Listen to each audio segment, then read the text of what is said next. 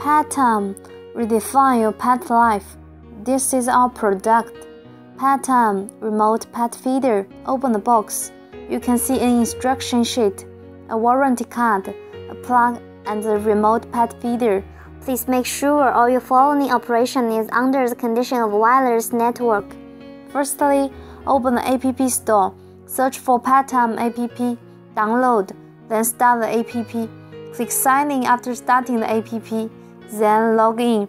Now you can see the following interface. Click Add Feeder. Secondly, scan QR code to contact with the equipment.